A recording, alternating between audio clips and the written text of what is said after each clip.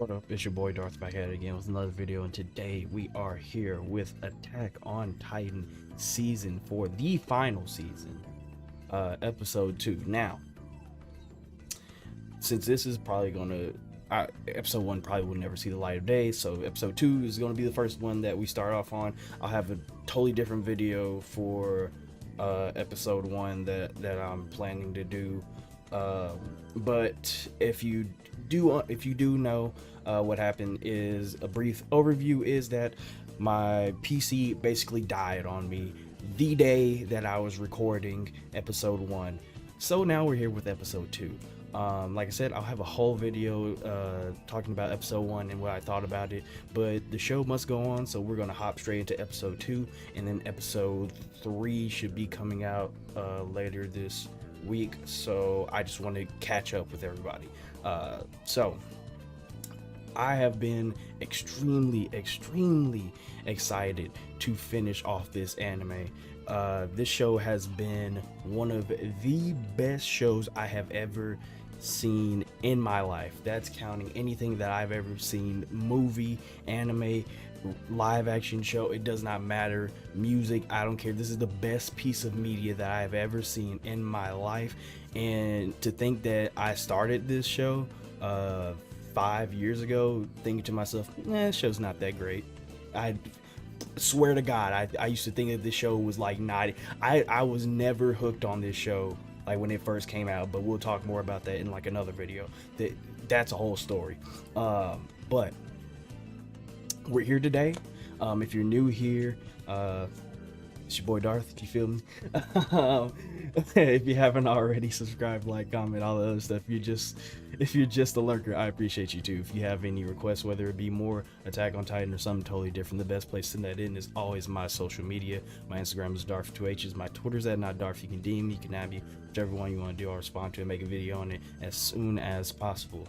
And if you want to join the Discord, talk about more Attack on Titan, you can always join the Discord. The link's going to be in the description along with everything else that I just talked about.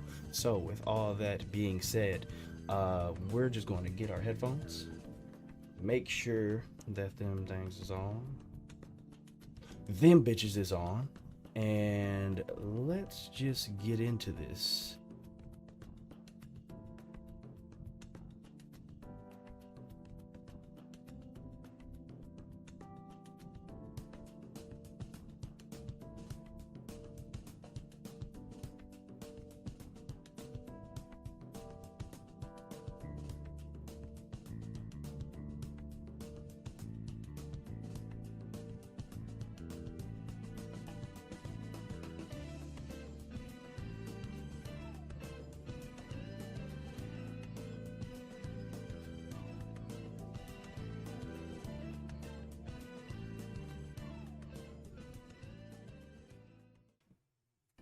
Okay, let's start with like the technical stuff first, right? It is like very, like the way what I said during the show, like it is really interesting the way that Mappa does human emotion and just humans in motion, like with the animation. They do a really good job with that, which is even more important in a show like this because there's a lot of emotion in this show. It's not that Studio Wit did anything like bad when it came to that. It's just that Mappa is doing it in a different way, in which is very interesting and engaging to me. So I'm really enjoying the animation change. It also goes to complement the fact that we are on another island, like we're on a totally different land at this point, you know, like in the whole animation change in the beginning, in like the first episode, I remember saying that it felt like a totally different anime. It felt like I wasn't watching Attack on Titan, but I was like but it was so good. And the fact that we started on at Marley, like in, well, technically the Middle East, but the fact that we started with Marley, with the animation change, did such good for like feeling like this is a totally different story with totally different people, so we're gonna have a different animation, you know. So that's just like a little bit of how I feel with the animation. I won't go into like too much detail, but yeah, that's kind of like my initial thoughts with the animation. It's really good. I appreciate it. The CGI did not throw me off at all. I actually really like the CGI. But let's talk about the story, right? So first of all, we were introduced introduce a little bit more to our main cast of characters for now. However long we're gonna be with these characters. Honestly, the way that I think it's gonna happen is that we will continue on like following these characters until Aaron in the group comes in and starts actually working, like just starts wrecking shit.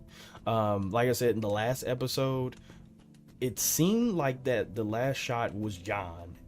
I could be totally wrong, but the first thing I thought when I saw him, I was like, oh, that's John. That's got to be John. You know what I'm saying? So it would seem that our group, the Eldians, or the Paradise Eldians, are already kind of like putting their plans into motion. So it's probably going to be almost like this season has started off like a reflection of the first season. You have Colt, who woke up from a dream saying, I feel like I've been like, he felt like he had been in that dream forever. Like he felt like it was the longest dream, right? And in the first episode of the first season, Aaron does the same. He wakes up from a dream. He's like, that felt like the longest dream ever. He starts recounting all this shit that he probably shouldn't know. Like he's like, Mika's like, why are you crying? And then if you read the manga, which I haven't read the manga, but I have read the first, I guess like you could technically say like I've read the first half of the first season of the manga. I'm like not caught up at all. I haven't even got to the end of the first season in the manga. I just read the beginning of the manga. But in the manga, Aaron looks to Mikasa. I always say her name different ways. But Aaron looks to Mikasa and he says, I could have sworn you had like shorter hair. Like I could have sworn your hair was way shorter. And for somebody that has watched the title, or not the title, the trailer, you see that Mikasa has like really short hair. So Aaron was having dreams from that far ahead. Just the parallels between this season and the first season, and like the Marley, the land of the Marleyans and the land of the Eldians, like the parallels of these two places are like so in your face. It's amazing storytelling, really. So with our characters, we're introduced technically to Peak, who I'm guessing is the quadruped titan. Did not expect Peak to look like that. Did not expect the quadruped titan to look like that. I thought that the quadruped titan was going to be like this hard ass, short haired, take no bullshit, I'm in this bitch and I'll step on your neck if I got to, kind of like set like 6'5" woman. Like I thought that was what the quadruped titan was going to look like in human form. The quadruped titan is in crutches and seems like a mild-tempered, somewhat playful, happy-go-lucky, like young woman. I don't know how old Peak is, but like she's young as fuck. Now I like I said during the episode, I'm wondering how long Peak has been a Titan, because Peak just kind of showed up like in season 3 part 2. She was posted up in the cut and we were like, the fuck. So I'm not sure how long Peak's been a Titan, which means I'm not sure how long Peak has. But like I said, Peak seems kind of young, so I think Peak has a decent amount of time. We also were introduced to what's his name? Pac? What's his name? Pac? Or I think that's his name. Oh no, I'm stupid. I'm so fucking stupid. That's not his name. Galliard. We were introduced to Galliard's human form. Galliard being the younger brother of Marcel, which sucks because the way that they were talking is that Galliard has all the memories of Ymir, and which also means that Galliard has seen Reiner, like, oh yeah, basically getting buddy with the enemy. You know, in Reiner's defense, of course, you know, Reiner was deep in infiltration, and Reiner was you know, he had some mental issues going on because of what he had to do.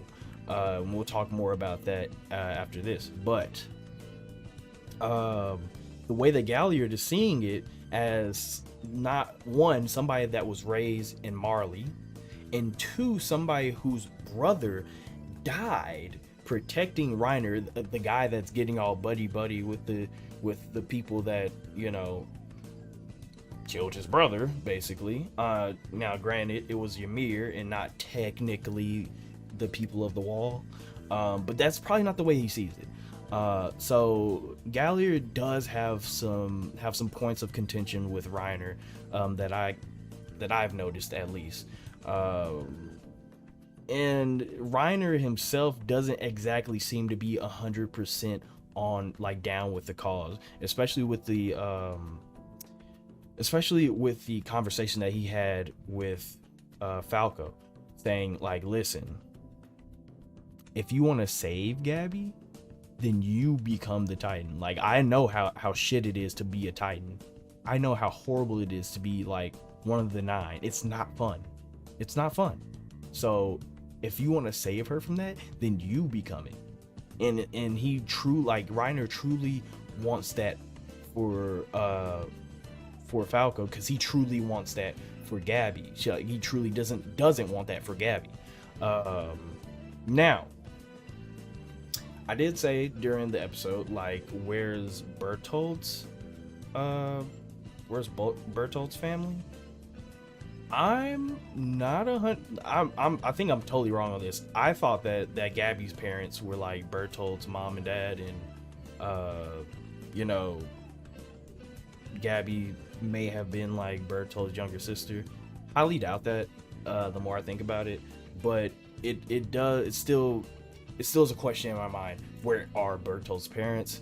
And speaking on the parents, the homecoming of the God, it hurts so much to see, really, because, like, this season is doing a phenomenal job so far of introducing us to the Marleyan warriors and making us feel for the Marleyan warriors. You get to see them come back home, like the scouts, like, see their family again, and, you know, they get to hug their mom and dad. You know, their parents get to you know, cry in their arms again, and just be happy that their children didn't go out and die. In contrast to season 1 of seeing the scouts come back, and the woman comes to Keith and asks, "Where's my son Moses?" And Keith having to tell that woman, listen, Moses didn't make it. You know, and the woman breaking down, asking, like, did Moses at least, like, did his death matter? Did Moses go out and add something towards humanity? Like, did he do anything to help? Did he just tell me that Moses didn't die for nothing? And us knowing having that in our mind, that scene burned in our mind of what it's like when your baby doesn't come back from the war, it makes it all the more bittersweet for you to see the Marleyan warriors come back and them getting to hug their parents, to embrace their family.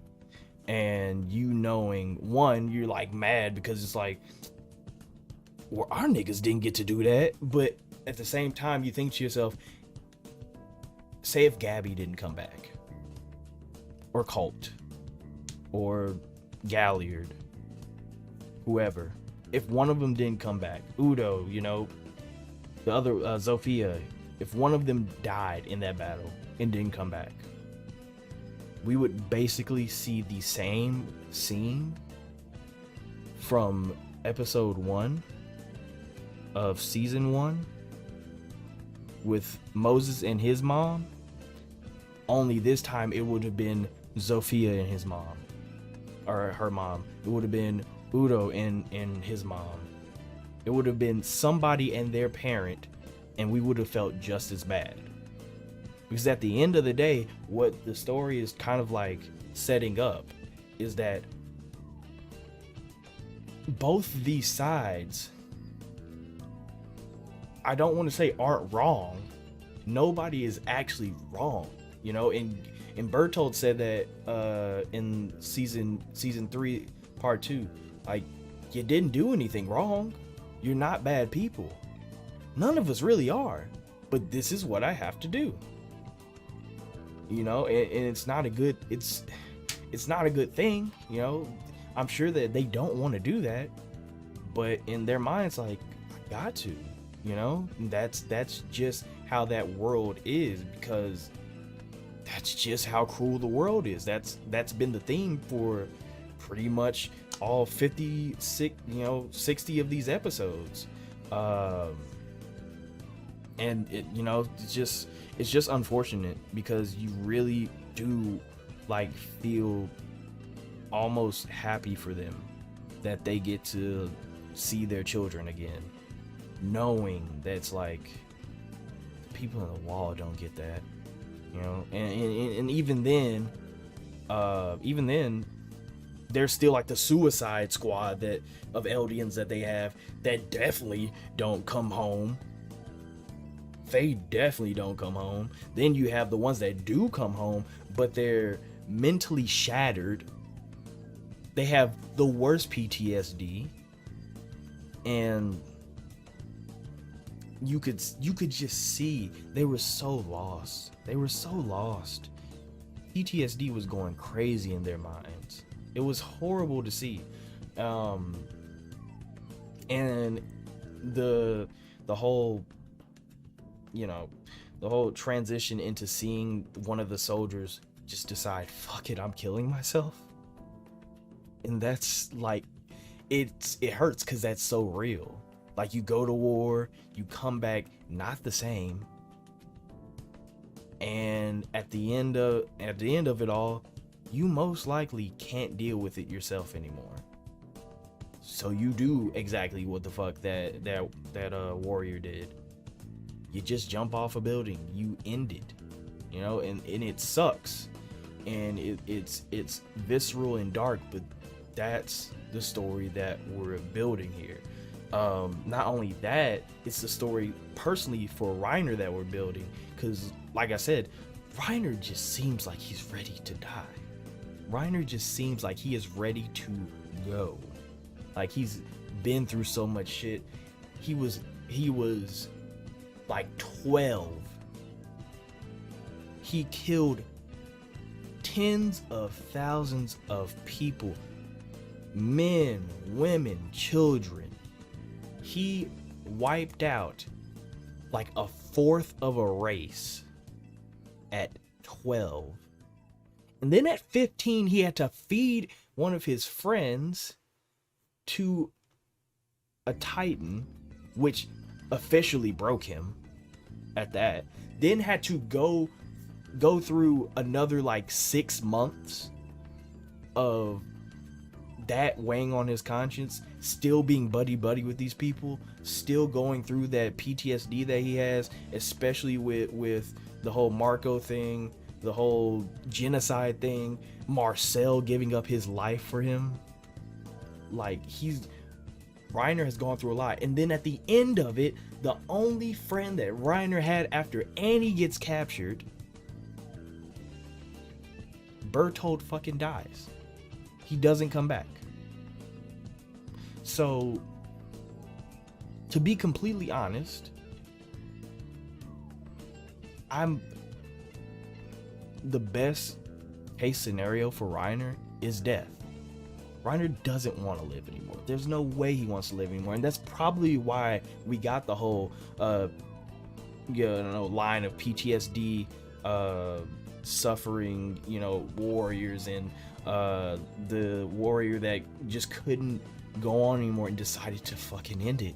Because that's like foreshadowing for exactly what Reiner's going through. He doesn't want to be there. He wants to end it. I honestly, that first couple seconds when I saw the warrior like fall off the building, I was like, shit, that's Reiner? Like, I felt like that's Reiner. And honestly, we could come to the next episode and they could tell me that it was Reiner and he just healed back up because he's a Titan and he can't kill himself, right? Because I would assume that it's really fucking hard to kill yourself when you're a Titan. I wouldn't have been surprised, But the point is that it's showing you, like, Reiner's not doing okay, Reiner's not doing okay. He's been through a lot. I'm sure that he is ready to check out. I think one of the last things that I think we should really talk about is they don't know that Zeke is a royal. Like, or at least as far as we know right now, the cadets, the candidates they don't know that Zeke is a royal, because who was he talking to? Colt? When he was like, Cole was like, man, there's never been a Beast Titan like you. And it makes sense. Like, I'm not 100% sure on what the special ability of the Beast Titan is, but I do know for a fact, or at least I am 90% sure, that the fact that Zeke can yell at Eldians and change them into Titans, that is not something that other Beast Titans were able to do before, before Zeke. I'm pretty sure other Beast Titans have not been able to do that, which is why Colt says, there's never been a Beast Titan like you. How are you so different? Like, how am I gonna live up to your name because you can do all this shit and I can't? And he's like, and you're not even royal blood. So it tells you that Colt doesn't know. And then at the end of that conversation, Zeke's like, it doesn't matter, bro, because when you eat me, you're gonna know the secret anyway. Of course Colt doesn't know what the fuck he's talking about, but the way that Zeke sees is that, like, for now you don't know, but you will know soon enough. And that is an interesting thing to think about, that soon enough, when Colt eats Zeke, which is in about a year, he's going to know the full story. And what Colt does with that information, I don't know. It's also good to point out that this is a year from now. We've already gone through a 4-year time skip, and we're already setting up people that are meant to be successors of the Titans that Marley has right now. So that would tell me that there is a lot of life to be lived. There's a lot of suffering to be had through what I'm going to assume is the first part of season 4. And mentally, I'm not sure if I'm ready. Because I thought that season 1 through 3 fucked me up, but I just feel like season 4 is just. I feel like I should have like mentally prepared myself a little bit more before watching this. So this all comes into to what Zeke's plan is, or what it seems like Zeke's plan is to go back to paradise and try to take the founding. However, I doubt that they would go back to they got waxed once, and it seems like paradise is just constantly like nope, you know, like they try to overthrow paradise and nope, you know. So like going back to paradise is like a hard would be like a hard sell for me.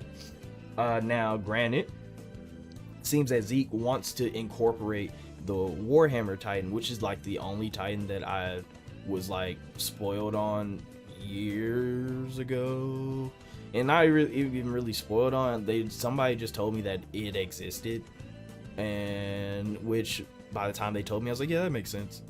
You know, yeah, sure. You know, that makes sense. You know, so I don't know anything beyond that. The Warhammer Titan exists. Plus, we saw him in the trailer, so like even then I would have known that he exists. I don't know what the fuck the ability of the Warhammer Titan is. I don't know who exactly the Warhammer Titan is. All I have learned from this episode is that he is from the Tiberius family.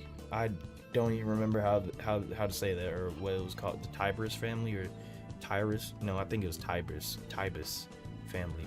Tiberius? Whatever. He's from that family, and they keep that Titan within the family, telling me that this is a third party. This is not now granted, it's probably not a full-fledged third party, but this is a party that likes to keep to themselves. It is said that the Warhammer Titan has never been deployed on you know, enemy soil. I'm not sure if they're saying that they haven't used the Warhammer Titan in fights at all, or they're saying that we just use him so sparingly that the Warhammer Titan is like their nuke. The Warhammer Titan is like, we're not using that Titan until we absolutely need to. Like, that's last resort type shit. The same way that Eldia or Paradise has their founding Titan. We're not using that until we absolutely need to. That's our nuke. And right now, the name of the game is going to Paradise and getting the launch codes. Now, whether they do that, I doubt. Because, like I said, seeing that John, I think they were trying to imply that John was in Marley. Maybe that scene may have happened in Paradise, with however they say it.